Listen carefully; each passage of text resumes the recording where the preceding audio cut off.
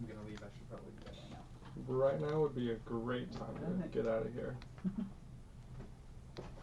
No offense, but I think you should leave. Ben, just editor-in-chief of Daily Wire, New York Times Yeah, that's bestselling host author. of the Ben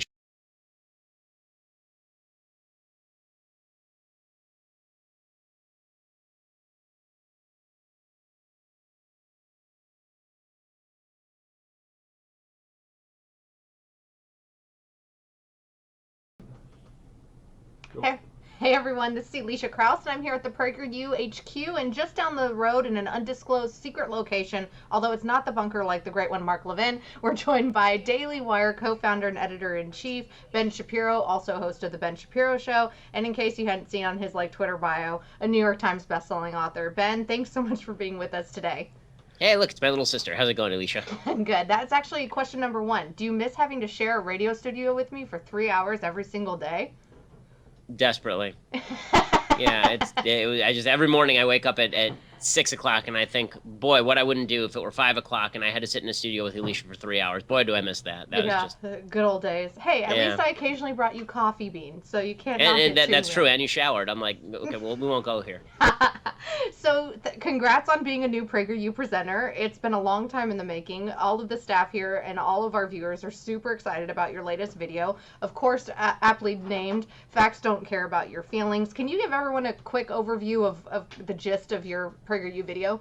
Sure. So the basic idea is that on campus, facts are no longer in vogue. Feelings are all that matters. And there's been this theory of intersectionality that has taken over on campuses that basically suggests that you deserve to be treated as though you're telling the truth or as though you are saying something virtuous simply by dint of your identity. So they have this hierarchy that goes something like this: gay, black, Hispanic, woman, Asian, Jew, white guy. And if you are at the very bottom of that hierarchy, then you can't argue with somebody who's above you in the hierarchy, because that would mean that you're victimizing them in some way. And this sort of mentality has been promulgated on campuses across America. It's shut down political debate. And it means that people are now treated as though they're aggressors when they're just expressing an opposing point of view. So it's really dangerous. It's a big problem on campuses. It's why you're seeing riots on some of these campuses, which I've experienced personally in some of these areas. And that's what the video is about.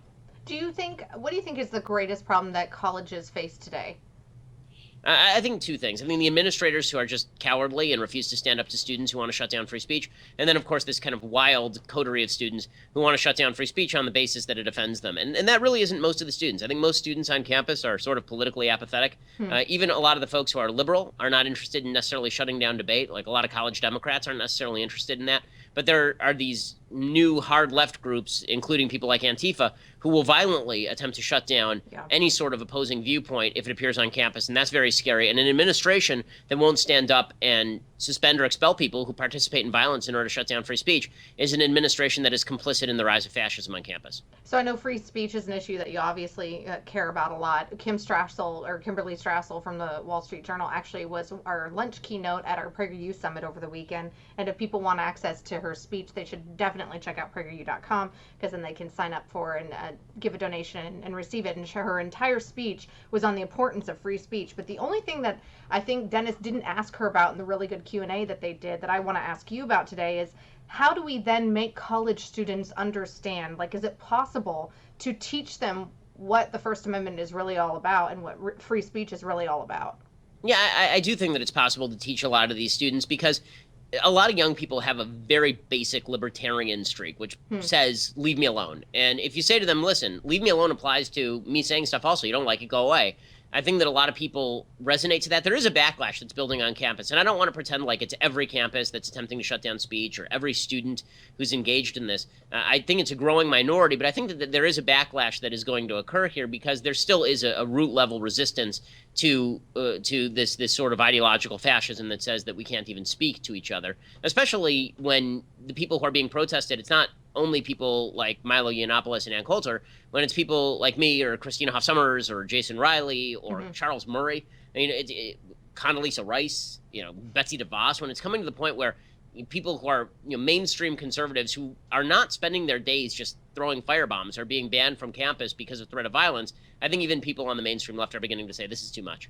But do you think it gets so much more attention because most of the schools that are in that minority of, having issues with free speech are the really powerful schools, like those in the UC system or Ivy Leagues? Yeah, I mean, it depends on the schools. I think that they do get a little bit of outsized attention. I speak on 25 to 30 campuses a year. Mm-hmm. I'd say 20, if it's 30, then 23, 24 of them are fine. Maybe 6 or 7 a year are really bad. That's not a great ratio, but still, I think the vast majority of campuses are places where I can speak without real fear of being hit in the face. It should make the headlines, and I hope that it does make the headlines because, again, I think the reaction from both sides is pretty obvious. I mean, even Bernie Sanders and Elizabeth Warren were saying Ann Coulter should have been allowed to speak at Berkeley. Yeah, and the ACLU. I mean, never thought I'd see them come to her defense. So could you name a person that you don't think has seen the video yet that you would hope would watch this video, maybe from the left side of the aisle? Well, I mean, I think that the people who need to see the video are going to be people who don't watch it typically. No, all but the folks at Antifa. Is there, the Young Turks, Rosie O'Donnell, Chelsea Clinton? Yeah, I mean, I do think that there are some Howard Dean. I think there are some people on the left who are promulgating, they're complicit in promulgating this idea that ideas spoken freely are dangerous, and they need to be taught that this is a really dangerous notion, that fascism doesn't start with jackboots, it starts with smiley faces, and we're going to protect your feelings from other people who are bad, and all we have to do is shut them down. So, yeah, I think that, some of those people, Young Turks, I think would be on that list, but yes, I think that Howard Dean is top of mind just because he's actually come out and said that hate speech is not protected under the First Amendment, which is idiotic because basically what he's saying there is anything Howard Dean doesn't like isn't protected under the First Amendment, which is crazy.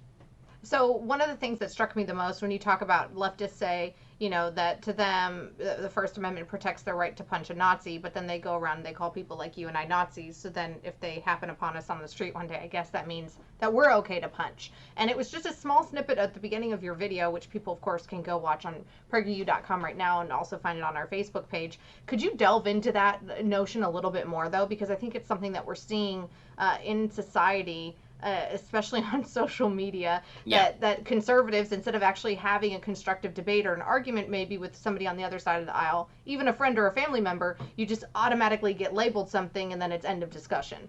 I mean, the rhetoric is so polarized at this point. It has been for several years. The book that I wrote that was the New York Times bestseller, Bullies, was basically about this, how the left is interested in shutting down debate by making basic character arguments. You're a racist, sexist, bigot, homophobe who's in league with Hitler, and therefore we should be able to hit you. They've been building up that idea that everyone's a racist on the right for quite a while. There's another story this week in which they attempted to proclaim that Trump voters really voted for Trump not because they were poor and white, but because they were racist and white.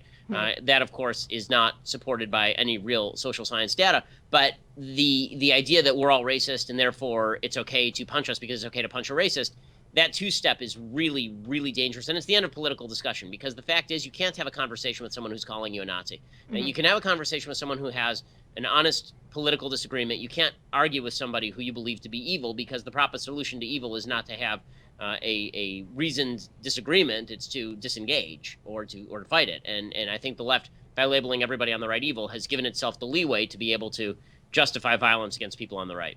In your video for PragerU, you also mentioned American privilege because obviously people on the left and social justice warriors like to talk about how you, of course, are the most privileged of them all because you were born an American white male.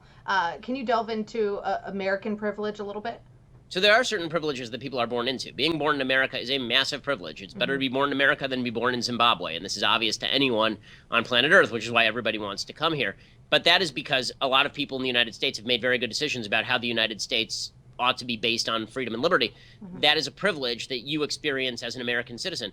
Other privileges include being born into a two-parent household. If you're born into a household with a mom and dad, then the chances that you're going to succeed in life are much better than if you're born into the house of a single mother. Not because single mothers are terrible, but because a kid needs a mom and a dad, and you need somebody earning, you need someone taking care of the kids, and you need either both parents doing both or one parent doing one and one parent doing the other. So it's bottom line is, I've said more broadly even than American privilege, decision privilege, that decisions people make in their lives have natural and obvious consequences. And that's important to mention because when people say privilege, what they usually mean is something you can't change about yourself that makes you more likely to succeed. But all of these things you're able to overcome. So if you are not born in America and you immigrate to America, then now you are privy to American privilege. If you were born in a house where you had a single mom, you are starting behind the eight ball, no question. But there's no question that you can also make decisions that allow you to prevail anyway. I mean, there have been several presidents now who have been born who are basically the children of single mothers. I mean, Ronald Reagan's dad died when he was really young. Barack Obama's father obviously was completely absent from the picture, and his mom was largely absent as well. Being born in a bad situation, Bill Clinton was essentially was the mother of the child of a single mother. The idea that if you are born in a bad situation, that's where you end up.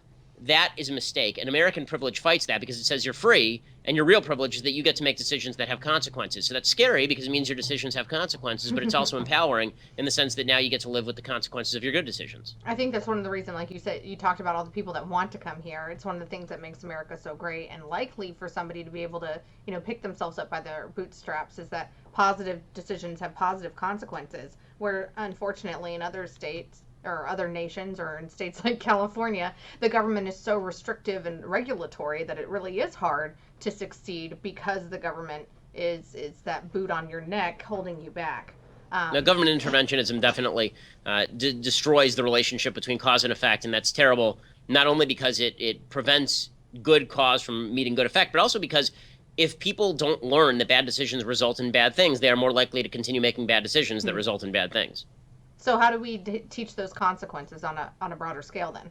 Well, I mean, I think that life sort of teaches the consequences, but we have to not shield people from the consequences of their decisions, meaning that it's always good to care about people. We always want to take care of people who are in our community. We want to help people through hard times and give them a hand up. But that's not the same thing as creating a moral hazard where we are actually encouraging people to make bad decisions because we've structured government benefits in a particular way. Thomas Sowell talked very eloquently about welfare essentially destroying the black community because it used to be that 20% of kids in 1960 in the black community were born out of wedlock, and now it's in excess of 70%. And the single greatest indicator of intergenerational poverty is single motherhood. That's because the federal government stepped in and said, look at all these poor women who have these children, let's try and pay for them. And in the process, they incentivized a lot of men to take off and a lot of women to have babies out of wedlock. And that's ended really poorly for a lot of kids who are being born into single mother households. So what do you say to people like me that weren't born with your level of IQ privilege?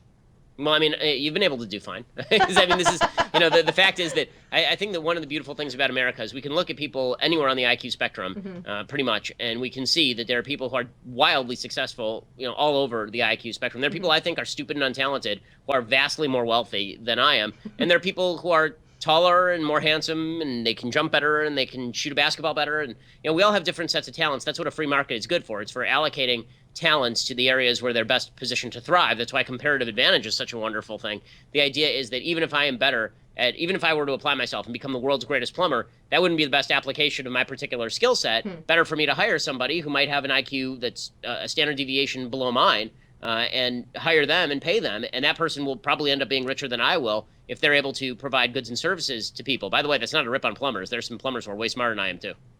Well, Mike Rowe loves that too because as a fellow PragerU presenter and a big fan of yours as well, he talks about how America is actually lacking sending people in those jobs because college has now become this end-all be-all, which is another point of your video that I really liked because you focused on a study that said there are 3 things that people can do that will kind of guarantee like a line of success, and then probably depending on how hard they hustle even more. And number 1 was just finish high school. It wasn't finish college. It was finish high school. College obviously can help decrease your personal possibility of unemployment, but finishing high school is really the key. If you want to get out of poverty, you have to finish high school because that's considered by most employers sort of the badge of you're employable, because high school has been really watered down, because college has been watered down. There's been this weird reverse effect where it used to be an actual accomplishment to finish high school, and then college was for the top 20%, and now it's everyone is supposed to go to college, which means everybody is supposed to graduate high school. So it's actually had sort of a negative impact on what high school education is. And that has an impact on whether it matters whether you graduate high school. So that is one of the 3 preconditions. It's the Brookings Institute says if you don't want to live in permanent poverty in the United States, do 3 things. We already talked about 2 of them. Don't have babies out of wedlock, and make sure you graduate high school. And the third is get a job. And the idea that it's impossible to get a job for people in the United States is just not true. We're at as close to full employment as you can have according to the normal unemployment rate. It's 4.4%. Most economic systems of thought suggest that's pretty close to full employment without government nationalization and redistribution of property. So that's it's the jobs are out there. It's just that there's a lot of people who are not willing to change skill sets or believe that they deserve more pay than they actually deserve based on their skill set. But if you do those 3 things, then you're not going to live in permanent poverty in the United States. In fact, the number of people in the United States who live in poverty by the global standard. It's like 2% of people in the United States live in poverty by the global standard. 9 out of 10 Americans live middle class or upper class lives according to global poverty standards. Another, point of fiction that you point out that is just mind-boggling to me that people haven't learned this and they just don't let it go is the disparity between how women are paid and how men are paid. You point out that a single woman with no kids and a college education typically earns more than her male counterparts. So why do we just consistently hear this? I mean, I drive around the valley in downtown Los Angeles and I see billboards on the side of the 101 saying demand equal pay for equal work. Yeah, I mean, I think that the reason that you see this is because it is always more convenient to blame somebody else for your problems than it is to recognize that you actually have the freedom to make your own decisions. And that's true for every group. It's true for every person. Everyone wants to believe that society at large is out to get them. One of the things I say on campus a lot to college kids is, listen, no one cares enough about you to stop you. If you think there's some grand conspiracy to prevent you from succeeding in life, that's because you have too high opinion of yourself. No one actually cares about you aside from your parents and maybe your girlfriend or boyfriend. And that's it. So go out and succeed and stop whining about it. And I think that has become, unfortunately, something that people don't like to hear. They would prefer to hear the stories about how society is victimizing them. So, example, I spoke down at Otay Ranch High School in down near San Diego. This is a couple of years ago now. And I was saying exactly this. The student body is largely impoverished over there. And a lot of them Didn't are you offend one of the students in the crowd? I remember this from the Q&A. Yeah, so I mean, so what happened is that we were talking about poverty, and I said that if you're living in permanent poverty in the United States and you don't have some sort of disability, then the chances are very good that you're not good with money. Right? And that if you learn good monetary skills, then you will be more likely to get out of poverty. And the principal actually walked down to the front of the room. This is right. And I'd also said, by the way, that women were not paid less than men. The wage gap is a myth. And the principal walked down to the front of the room and excused the students. He said, if you don't want to be here because this is too offensive, you can leave. I was like, whoa, what did I just say that was so offensive? I don't understand. And it was just offensive. What he told me is a lot of these kids have parents who made a lot of the mistakes that you're talking about, and it offends them if you tell them about that. And I said to him, well, wouldn't it be good for them to learn what mistakes their parents made so that they don't make the mistakes again? But no, it's more important that we protect feelings than that we actually protect kids' futures. And that's dangerous for not just this generation, but future generations as well. Ben, one last thing. We have some notes on Twitter. You have lots of fans, of course. People are just saying that they need you to slow down the speech a smidge so they can, quote unquote, absorb the brilliance. So. Yeah, no, I get this a lot, and unfortunately, that is not going to happen. I've been trying it for a while. Valium seems to do the trick for a little while, but it's also a controlled substance. So I would prefer not to have to drug myself up before I do these things. Yeah, that's a good idea. Don't do it before the podcast, because even though... Don't do drugs, kids. Come on. Yeah, just don't do it. This could be your brain. This is your brain on drugs. Ben, thanks so much for your time. We won't take up any more of it. Everyone should definitely check out Ben's podcast, the Ben Shapiro podcast. It's over at Daily Wire and, of course, on iTunes. Follow him on Twitter if you're not already. He loves to tweet about and the president himself. Anyway, he's our latest PragerU presenter. Welcome to the PragerU family, Ben, and thanks so much for your time today. Thanks. I appreciate it.